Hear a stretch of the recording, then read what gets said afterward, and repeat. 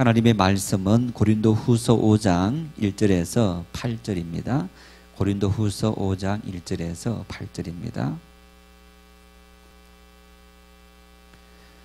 목소리로 합독하시겠습니다. 만일 땅에 있는 우리의 장막집이 무너지면 하나님께서 지으신 집 곧 손으로 지은 것이 아니요 하늘에 있는 영원한 집이 우리에게 있는 줄 아느니라. 참으로 우리가 여기에서 탄식하며 하늘로부터 오는 우리 처소로 덧입기를 간절히 사모하노라. 이렇게 입으면 우리가 벗은 자들로 발견되지 않으려 함이라. 참으로 이 장막에 있는 우리가 짐진 것 같이 탄식하는 것은 벗고자 함이 아니요 오히려 덧입고자 함이니 죽을 것이 생명에 삼킨 바 되게 하려 함이라.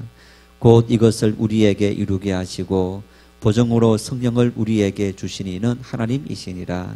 그러므로 우리가 항상 담대하여 몸으로 있을 때에는 주와 따로 있는 줄을 아노니 이는 우리가 믿음으로 행하고 보는 것으로 행하지 아니함이로다.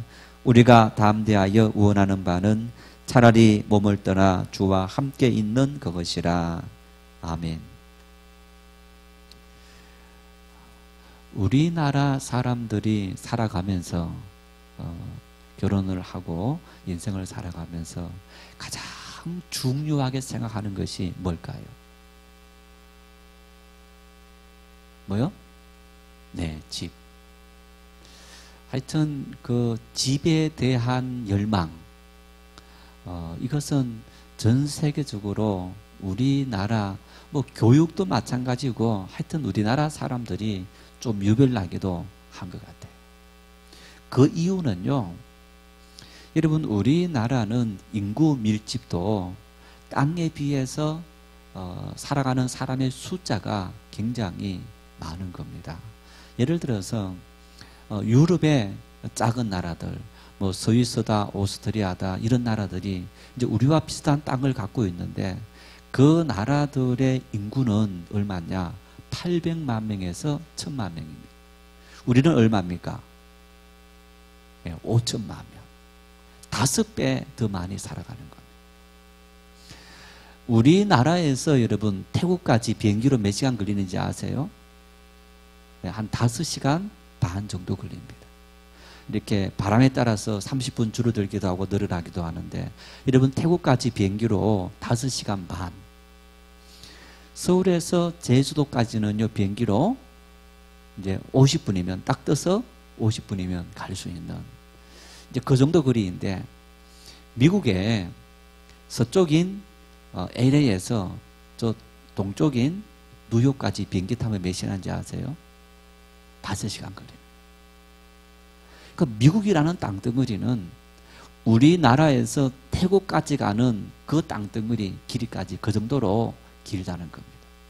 물론 길뿐 아니라 이 동서 이렇게 남북도 엄청나게 큰 땅덩어리를 가지고 있는 겁니다. 인구가 한 3억 정도, 3억이 채 안 되는 우리나라에 비해 6배인데 땅은 수십 배가 되는. 그러니까 여러분 이 전 세계적으로 아시아에 사는 여러 나라들은 이 땅에 대한 어떤 그 부분이 굉장히 하여튼 뭐 살아가면서 제일 중요하게 생각하는 것이 집인 겁니다. 더군다나 이 동양아시아에는 유교 사상이 있어서 이 유교 사상은 어떤 사상입니까?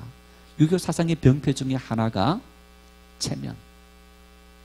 없어도 있는 체하고 어떤 그런 내가 가진 능력들보다 뭔가 나는 더 큰 능력을 가지고 있다 하는 어떤 자기를 과시하려고 하는 그런 모습들. 여러분 자기 과시를 뭘 통해서 많이 합니까?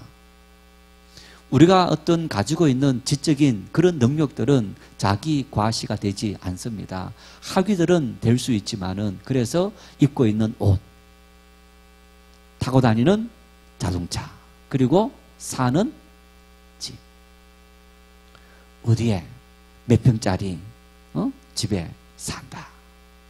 그래서 여러분 우리는 삶을 살아가면서 집 한 채에 그리고 그 집의 평수를 넓혀가는 그 일에 우리의 한평생을 다 보낸다 해도 과언이 아닐 정도입니다. 물론 지금 우리 자녀들의 세대들은 이제 부모로부터 많은 부를 물려받기 때문에 그런 일은 덜하지만 아마 여기 60대 넘어가신 분들은 어떻습니까? 더군다나 여러분, 이 기름 뉴타운 개발되기 전에 옛날 이 기름동이 어땠습니까? 큰 집, 좋은 집이었습니까? 시골에서 다 상경해서 그러면서 조그마한 집들에 살아가다가 거기서부터 사글세 살다가 전세 살다가 자기 집 얻게 되고, 그리고 자기 집 이제 방수를 2칸에서 3칸으로, 평수를 10평에서 20평으로 30평으로 넓혀가다 보면 나이가 언제가 됩니까? 머리가 희끗해지게 됩니다. 여가 있는 삶이다, 여행이다, 이런 것은 전혀 상상조차 하지 못하고 오로지 자식 교육을 시키고 자기 집을 넓혀가는 그 일에 올인하고 살다가 한평생을 다 지나게 되는 것. 그래서 아예 놀 줄도 모르고 자기 인생을 위해서 누리게 되고 뭔가 자기를 위해서 사용한다는 것은 굉장히 잘못하는 것처럼 생각하는 그런 생각을 우리 부모들의 세대들은 많이 갖고 있는 그런 모습을 볼 수 있습니다. 여러분, 그런데 보십시오. 우리가 70년, 80년 살아가는 인생 육체의 집을 위해서도 우리는 이렇게 한평생을 올인하는 겁니다.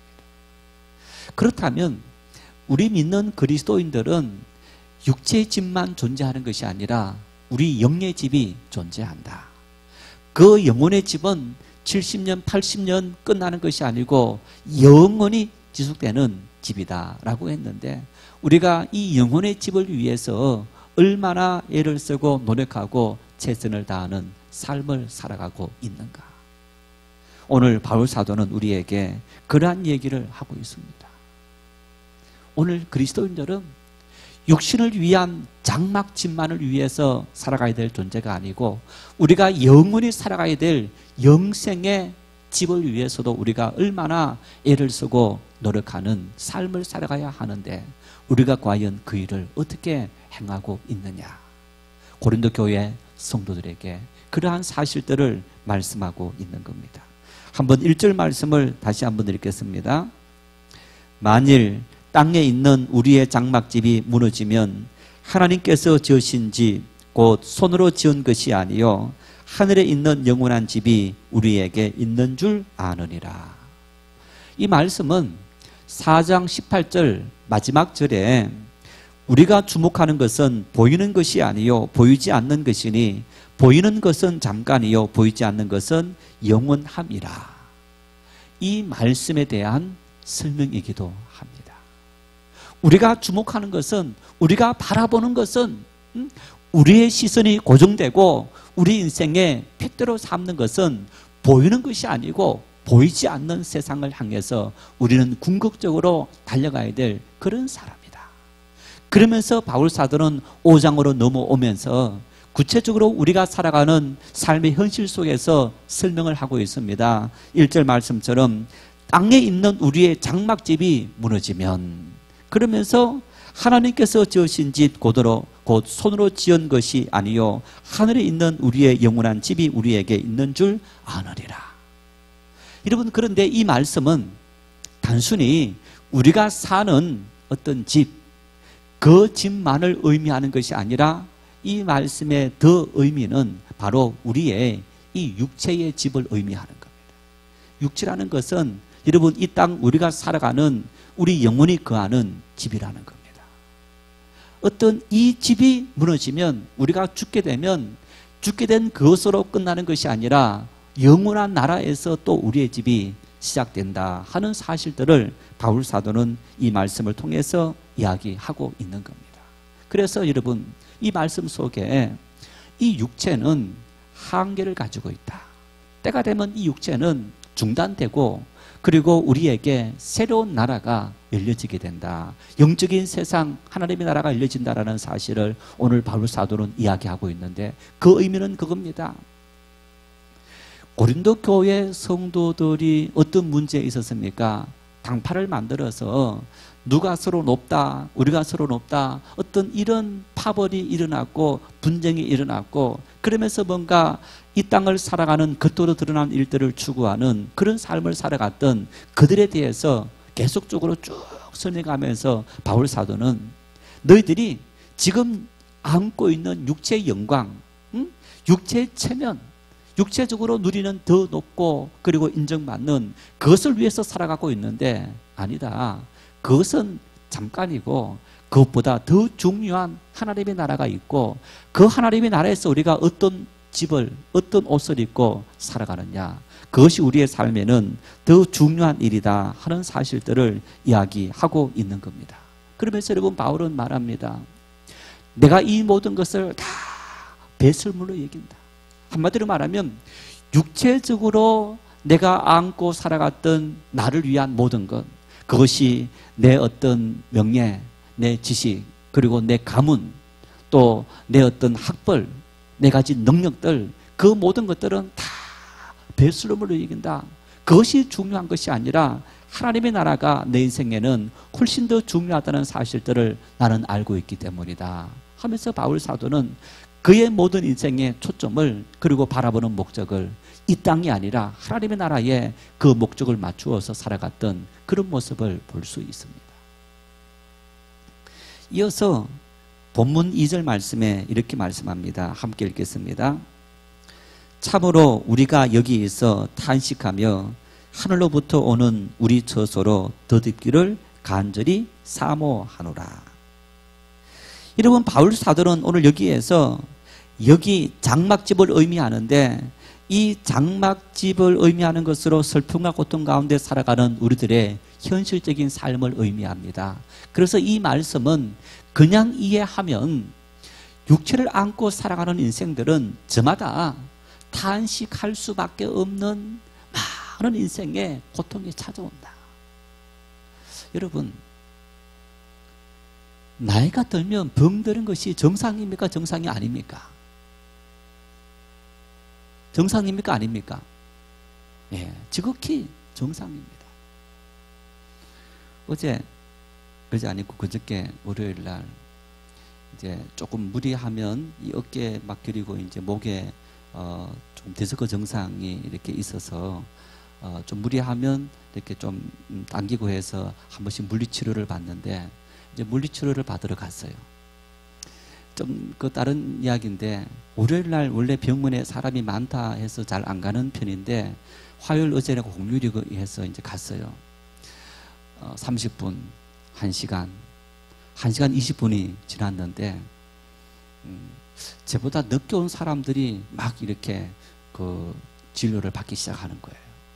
그래서 이제 막 속에서 막 이렇게 올라오는 겁니다. 아니, 저 사람은 내가 왔어도 한 20분쯤 지나서 왔는데 사람이 많다 보니까 이 간호사가 막 정신없이, 그래서 이제 이 진료증을 이렇게 넣어 놓으면 사람들 오자마자 이렇게 넣는 거예요. 그러면 아마 제가 봤을 때 제게 이렇게 밀려서 옆으로 가면서 늦게 온 사람들이 이렇게 앞에 온 것처럼 아마 그렇게 해서 간호사가 분명히 실수하지 않았나 싶긴 한데, 간호사가 실수한 건 실수한 거고 저는 귀르게 기다렸으니까 막 화가 나잖아요. 그래도 이제 그 간호사 의사가 전부 다 제가 목사인 줄 알고 있습니다. 그래서 꾹 참았죠. 근데 이제 한 사람, 두 사람, 세 사람, 네 사람 되는 거예요. 그래서 제가 간호사한테 내가 저분들보다 이렇게 한 20-30분 빨리 왔는데 했더니 미안합니다 하면서 빨리 이제 해준다는 거예요. 이제 말은 제가 이렇게 그 간호사가 예전 갔을 때도 잘해줘서 이렇게 성나지 않는 얼굴로 했지만은 이 표정에 다 드러나잖아요. 그리고 이제 이렇게 내가 한편으로 괜히 그 말 했다 싶어서 이렇게 저쪽에 가서 서성이는데, 1시간 이상을 제가 이제 이쪽에 앉아 있었는데 이렇게 문이 있었고 그 옆에 올 초에 등록한 우리 이슬이 아빠라고 있습니다.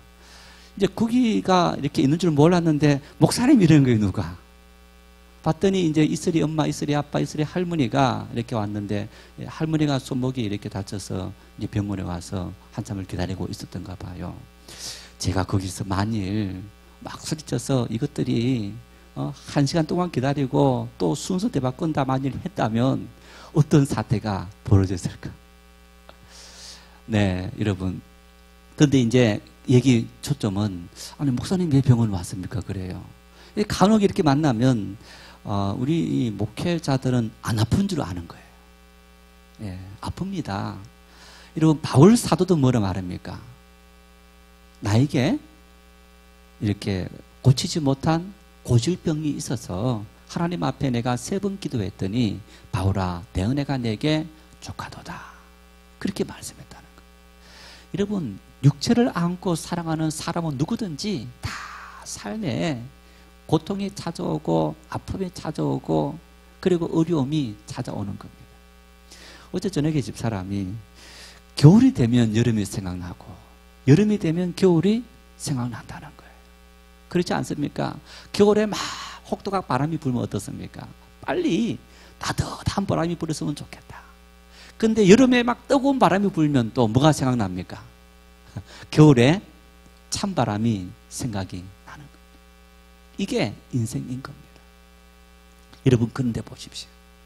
우리의 삶에는 언제는 더운 바람이 불고 어떨 때는 찬바람이 불고 어떨 때는 시원한 바람이 불고 어떨 때는 전혀 바람이 불지 않을 때도 있는 거예요. 이 일들은 육체를 안고 살아가는 모든 사람에게 공히 이 모든 일들이 다 찾아오는, 돈이 많은 사람도 자식 속속에서 고민 속에 빠지고 병들어서 그 수많은 돈이 그 육체를 고치지 못해서 70도 되지 않아서 죽는 경우들도 있는 거 볼 수 있고, 여러분, 아무리 돈 많은 부자고 능력 있는 사람이라도 사고 나서 목숨을 잃는 그런 경우들을 우리는 수없이 볼 수 있는 겁니다.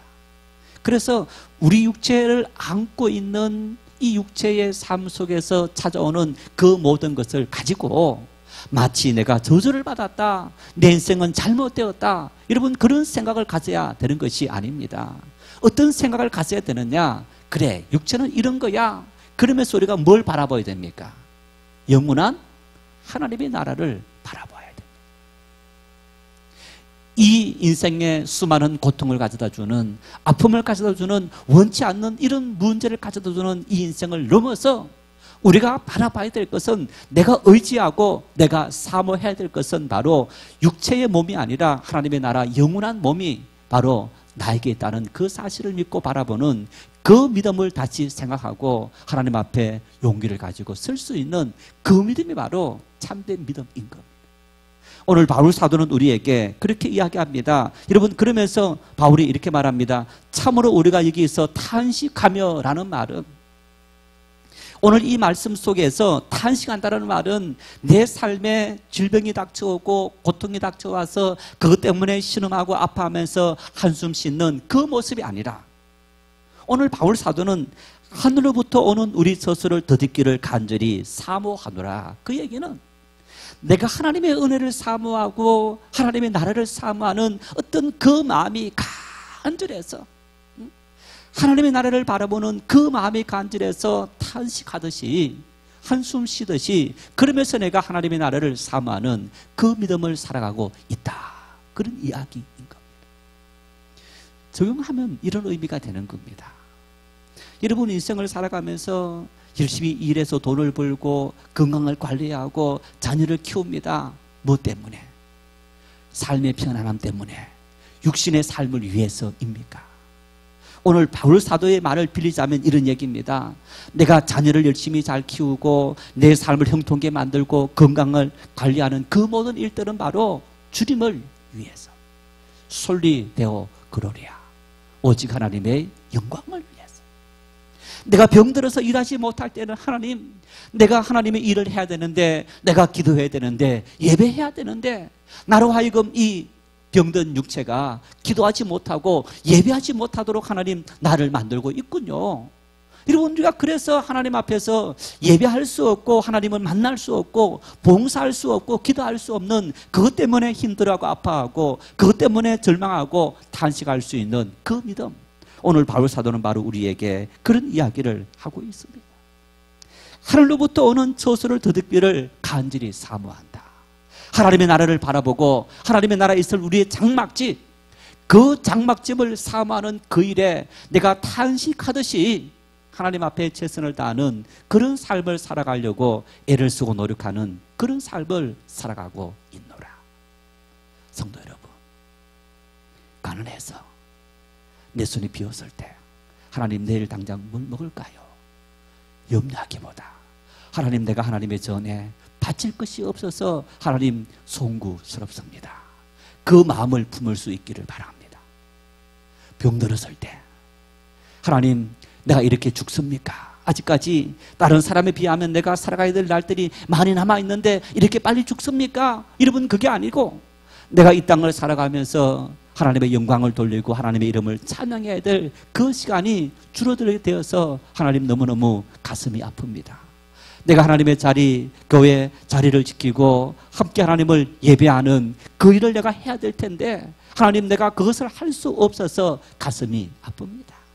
하나님, 내가 병들고 가난한 것은 아무런 문제가 없는데 혹시나 하나님을 알지 못하는 저 사람들이 내가 그리스도인인 걸 알고 내가 믿음의 사람인 걸 알고 있는데 너 하나님 살아계시다 하면서 너가 그런 형편에 처해 있느냐, 혹시 조롱할까 심히 두렵습니다.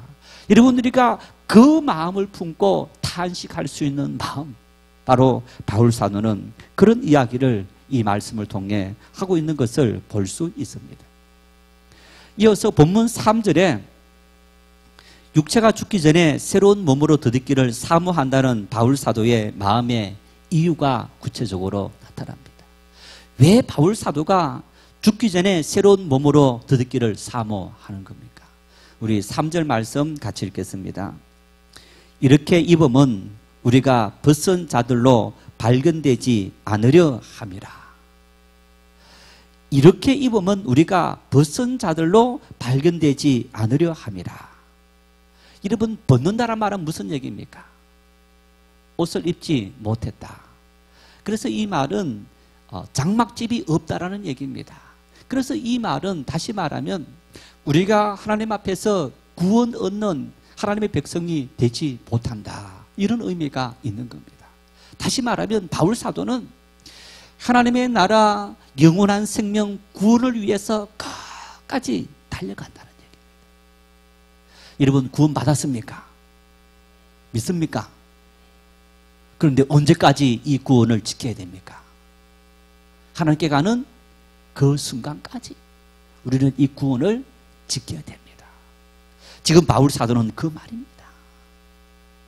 하나님, 내가 40에 하나 감한매를 5번 맞고 3번 태장으로 맞고 수많은 핍박과 그리고 고통과 절망 속에도 복음에 증인되어서 살아가는 이유는 하나님의 나라에서 내가 발견되고 하나님의 나라에서 내가 하나님의 은혜를 풍성히 누리고 발가벗은 몸으로 아니라 내가 옷을 입은 모습으로 새로운 몸을 가진, 장막집을 가진 그런 사람으로 하나님 앞에 서기 위한 그 목적입니다.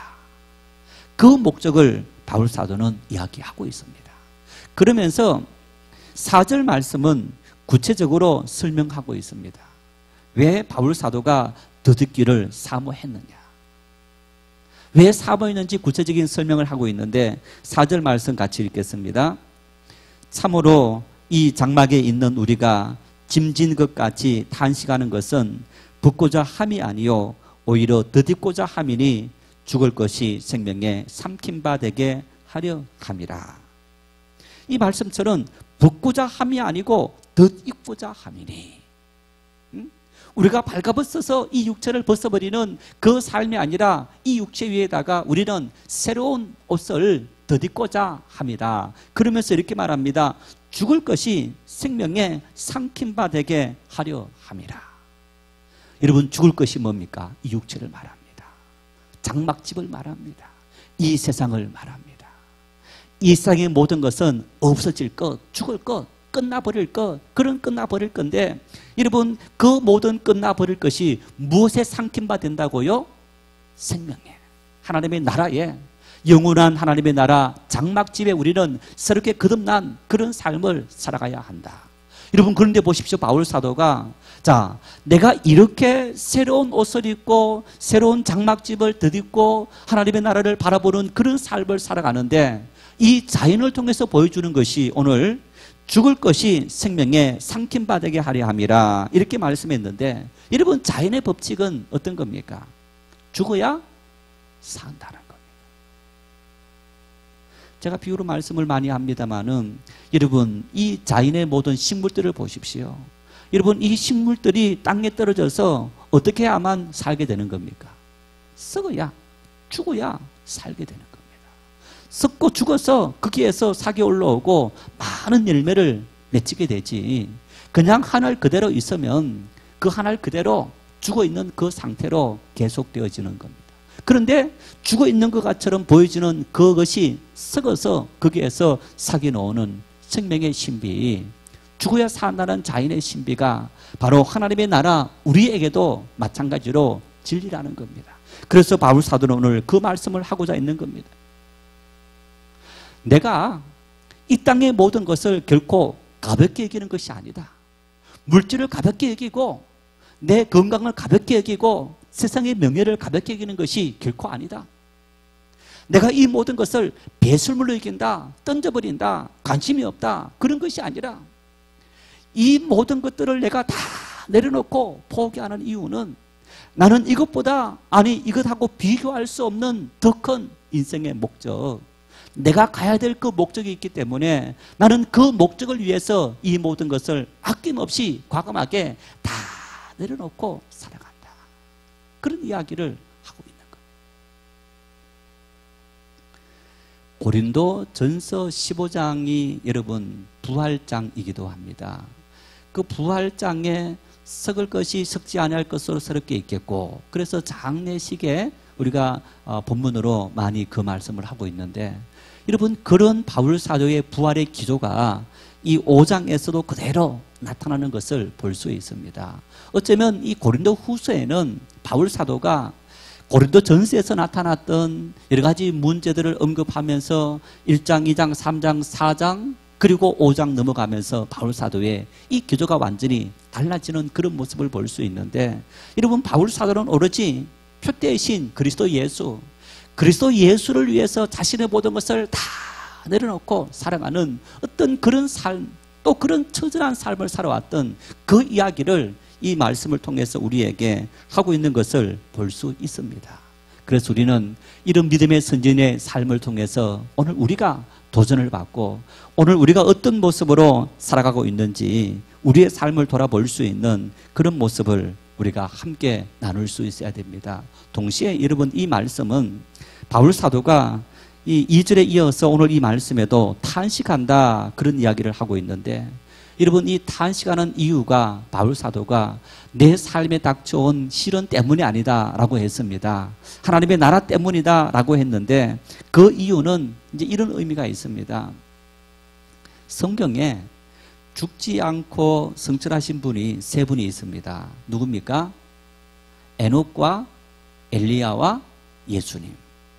성철하신 분이 세 분인데, 오늘 바울 사도는 바로 자기 역시 예수님처럼 엘리야처럼 그리고 에녹처럼 죽지 않는 상태에서 신령한 몸으로 변화되어서 바로 올라가기를 원하는 그 열망을 가지고 있었던 겁니다.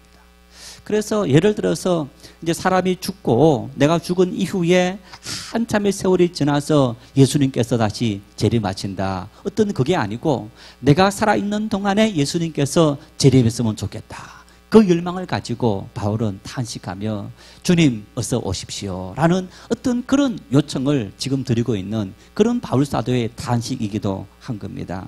동시에 여러분, 이 말씀은 그 시대에, 바울 사도 시대에 고린도 교회에 이런 문제가 있었습니다.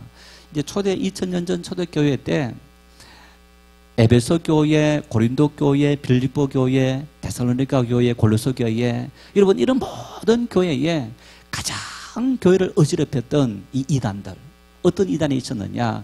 영지주의 이단이라는 이단이 있었습니다. 그래서 이 영지주의는 이원론법적인 생각을 갖고 있었는데, 육체는, 영은 선하고 육체는 악하다. 그래서 이 선한 육체는 구원을 받고 악한 육체는 그저 이 땅에서 썩어서 없어져 버린다. 그런 생각을 갖고 있었습니다. 그래서 이 사상이 교회 안에서 어떤 문제를 일으켰느냐. 영혼이 구원받기 때문에 이 악한 육체는 썩어 없어진다. 그래서 육체적으로 마음대로 해라 해서 교회 안에 음란의 문제와 술 취함의 문제와 방종의 문제, 이런 모든 문제들이 생기게 만들었고, 그런 사상이 들어와서 교회를 어지럽혔던 그런 모습을 볼 수 있습니다. 그런데 이 영주주의 이단 사상이 이것과는 또 전혀 다른 영향을 끼쳤는데 금욕주의를 만들었던 겁니다. 뭐냐 하면 이 육체가 썩어 없어지는 어떤 그런 모습이지만은 그 육체는 어떻게 해야 되느냐? 철저하게 육체는 어떤 절지 않은 그런 삶을 살아가야 된다 해서 어떤 금욕주의를 만들었는데, 바로 고린도 교회 안에 이런 금욕주의적인 영주주의가 영향을 끼쳐서 육체를 아주 소중하게 생각해야 된다. 어떤 그런 사상을 만들어낸 겁니다. 자, 여러분 지금 돌아가시면 자녀들이 매장합니까? 화장합니까? 여러분 유언하실 때 얘들아 나는 꼭 매장해다오. 화장하면 절대 안 돼. 그렇게 유언하십니까? 안 하십니까? 생뚱맞은 질문입니까? 목회하면서 90년대 2000년 초반까지만 해도요, 이제 그 매장을 많이 했어요. 그런데 2000년 중반 넘어가면서부터는 매장하시는 분들이 거의 없어졌습니다. 매장을 하더라도 화장을 해서 매장을 하는 그런 사람이 많아졌지, 그냥 이제 우리 이렇게 죽은 몸 그대로 화장하지 않고 매장하는 분들은 갈수록 거의 없어지는 것을 볼 수 있습니다. 지금 예를 들어서 이제 각종 공원묘지, 그 공원묘지에서 역시 마찬가지로 매장지는 더 이상 늘릴 수 없고 다 납골 땅만 누리고 있는 것을 우리가 볼 수 있지 않습니까? 자, 여러분 그러면 우리가 나중 부활할 때 어떻게 부활하는 겁니까? 옛날 우리 성도들이 나 죽으면 절대 화장하면 안 돼. 왜? 예수님 재림하실 때 내가 이 육체를 안고 부활해야 되는데, 화장해서 뼈도 다 깔아버리고 흩어버리면 내가 어떻게 다시 부활하느냐. 그 생각 때문에 우리는요, 매장해야 된다라는 생각을 갖고 있었던 겁니다. 여러분, 이번에 세월호가 3년 만에 이제 바다에서 이제 건져서 물로 올렸습니다. 아직까지 다 수색은 못했지만은 이렇게 이제 실종자들 한 사람 한 사람을 수색하는데, 여러분 어떻습니까? 3년 지났는데 그 수색된 실종자들의 어떤 살이 남아 있습니까? 없습니까? 예, 없어요. 뼈밖에 남아 있지 않습니다. 사람을 매장하면 아마 몇 개월, 빠르면 몇 개월, 그저 몇 년 사이에 이 육체는 살은 썩어서 다 물로 돼버리고 흙이 돼버리고 없어져 버립니다. 그리고 또 세월이 오래되면 뭐가 삭기 시작합니까? 뼈가 삭기 시작합니다. 뼈도 결국에는 서서히 사라져서 없어지게 되는 겁니다. 그러면 여러분, 자, 예수님께서 2000년 전 오셨고 그때 예수님 믿어서 부활을, 재림의 때를 바라보고 부활을 바라보는 성도들이 있을 텐데, 2000년 동안 여러분 뼈가 썩지 않고 있지 않고 다 썩었다. 예수님 재림하실 그때에 어떻게 부활합니까? 그래서 여러분, 우리 이 육체는 우리 영이 살아가는 육체의 장막집이다. 그래서 이 육체는 우리 육체의 죽음과 함께 사라지게 되고 우리가 하나님 앞에 섰을 때는 새로운 장막집을 입게 된다. 그래서 우리는 이 육체로 말미암아 육체 그대로 내가 이 육체를 부활한다. 그러면 여러분, 예를 들어서 살아가다가 어떤 잘못으로, 사고로 손이 하나 없다, 발이 하나 없다, 눈이 하나 없다, 이런 분들 어떻게 되는 겁니까? 없는 상태로 부활하는 겁니까? 자, 사고 난 경우이니까 그분은 다르다 할지라도 태어날 때부터 그렇게 태어나는 사람들이 종종 있지 않습니까? 그런 분은 어떻게 되는 겁니까? 그래서 우리가 새롭게 부활한다는 것은 이 육체 그대로 부활하는 것이 아니고, 여러분, 우리의 삶의 주인은 이 주는 영인데 그 영이 입고 있는 옷이 바로 육체인 거고, 또 하나님의 나라에서는 우리가 썩지 않는 새로운 옷을 입게 된다. 그 신비를 우리는 이해할 수 없지만은 여러분, 그것은 하나님께서 인간을 만드신 하나님의 신비 영역 속에 있는 그런 일이기 때문에 우리는 그것을 믿음으로 바라보아야 한다. 그래서 바울 사도는 바로 오늘 그런 이야기를 이 말씀을 통해서 하고 있는 겁니다. 내 삶에는 바로 영원히 썩지 않는 하나님의 나라, 그 장막 집을 사모하고 그곳에서 입을 옷을 사모하는 그런 믿음을 내가 사모하고 그것을 위해서 열심히 내 모든 삶을 집중해서 살아간다라고 이야기하고 있는 겁니다. 그러면서 5절 말씀에 이렇게 말씀합니다. 곧 이것을 우리에게 이루게 하시고 보증으로 성령을 우리에게 주신 이는 하나님이시니라. 자, 우리에게 뭘 주셨다고요? 성령을 주셨다. 뭘 위해서? 보증으로. 오늘 우리에게 하나님께서 성령을 부어주신 것은 육체의 장막집이 무너지면 하나님의 나라에서 우리가 새롭게 입을 영원한 장막집이 있다는 사실을 우리가 믿을 수 있는 보증, 그 보증이 바로 우리에게 주어진 성령이라는 겁니다. 여러분, 그러면 성령은 뭐냐? 여러분, 우리가 이 성령에 대해서 고린도전서 12장 3절 말씀에 이렇게 말씀합니다. 그러므로 내가 너희에게 알려노니 하나님의 영으로 말하는 자는 누구든지 예수를 저주할 자라 하지 아니하고 성령으로 하지 아니하고는 누구든지 예수를 주시라 할 수 없느니라. 성령으로 아니하고는 누구든지 예수를 주시라 할 수 없느니라. 다시 말하면 주는 그리스도시요 살아계신 하나님의 아들이십니다. 여러분, 우리가 그 고백을 했다면 무엇으로 말미암아 한 겁니까? 성령으로 말미암아 한 거다. 내가 진심으로 베드로처럼 주는 그리스도시요 살아계신 하나님의 아들이십니다, 그 고백을 했다면 내 속에 누가 함께하는 겁니까? 성령이 나와 함께 하신다. 성령이 우리와 함께 하시고 우리가 주를 고백할 수 있었다면, 여러분, 그 성령이 우리와 함께하고 그 믿음을 고백했다면 우리가 무엇을 바라봐야 되는 겁니까? 하나님의 나라 영원한 장막집을 바라보아야 한다는 겁니다. 내가 세상 사람들이 하나님이 어디 있느냐, 눈에 보이지 않는 하나님을 한번 눈에 보이도록 증명해 보라고 많은 사람들이 이야기하고 있고 말하고 있는 때에 눈에 보이지 않는 그 하나님을 믿을 수 있는 것, 여러분, 성령으로 말미암지 않고는 우리가 어떻게 그것을 믿을 수 있느냐? 믿게 된 것이 성령으로 말미암아서인데 내가 그것을 믿게 되었다면 우리가 천국을 바라보는 그런 삶을 확신히 자신 있게 걸어가야 된다, 이런 이야기인 겁니다. 주는 그리스도시요 살아계신 하나님의 아들이십니다. 이 믿음 가운데 우리가 천국을 바라보고 달려갈 수 있는 그런 믿음의 사람이 될 수 있기를 바랍니다. 그러면서 6절, 7절, 8절에는 성령을 주신 이유들을 설명하고 있습니다. 우리 짤막하게 읽겠습니다. 6절 말씀을 같이 읽겠습니다. 그러므로 우리가 항상 담대하여 몸으로 있을 때에는 주와 따로 있는 줄을 아노니. 자, 성령을 우리에게 주셨는데 여러분, 성령을 왜 주셨느냐? 모든 성도들로 하여금 담대하도록 하기 위해서. 담대하도록. 우리가 담대하여, 항상 담대하여 몸으로 있을 때에는 주와 따로 있는 줄을 아노니. 이 몸으로 있을 때는 주님과 따로 있는데, 그 말은 여러분, 따로 있을 동안에 주님께서 나와 함께하지 않음으로 말미암아 시험이 닥치고 역경이 닥친다 할지라도 항상 담대해서 이기라는 얘기입니다. 두려워하지 말고 염려하지 말라는 얘기입니다. 보십시오. 예수님의 제자들을 보십시오. 예수님의 제자들이 예수님과 함께 했습니다. 그런데 함께했던 예수님께서, 3년 동안 함께했던 예수님께서 잡혀가시는 그 순간부터 제자들이 어떻게 된 겁니까? 두려워했다.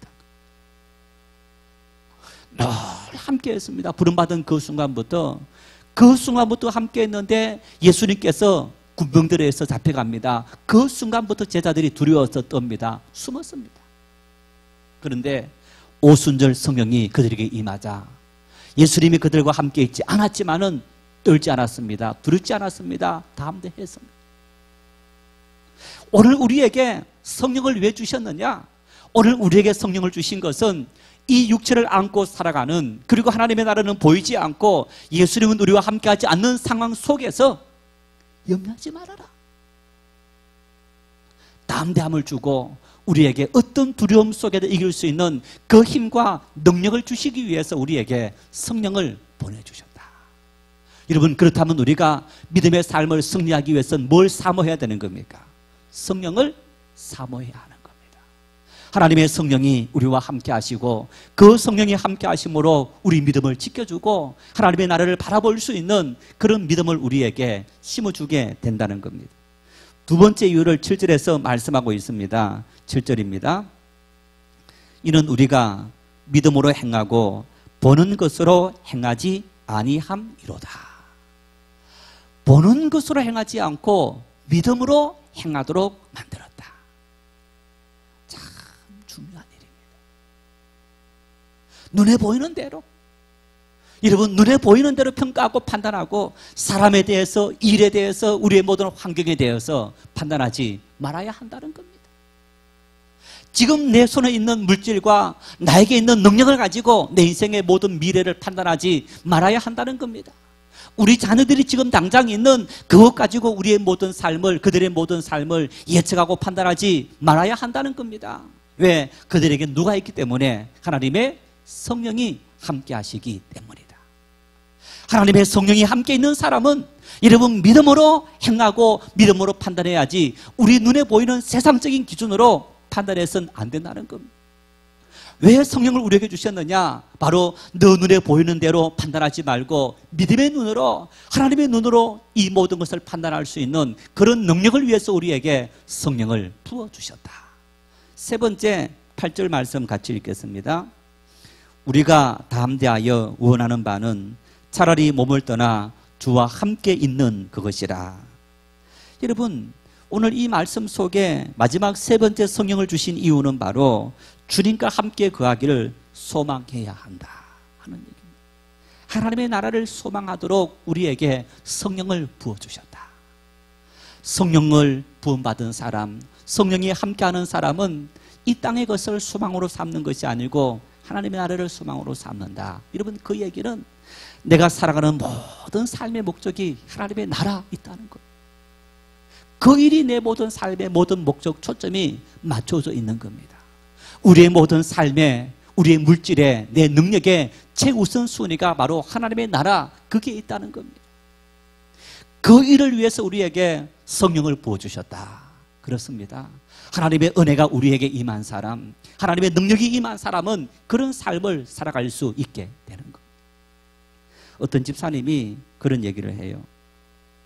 은혜를 받았습니다. 50이 넘어서 은혜를 받았는데, 은혜를 받고 예를 들어서 교회 봉사들을 하고 또 선교지를 가게 되고 이런 일정을 전혀 하지 않던 사람이 가게 되니까 이제 회사의 비서와 직원들이 그 사장을 보고 아주 이상하게 생각을 하더라는 겁니다.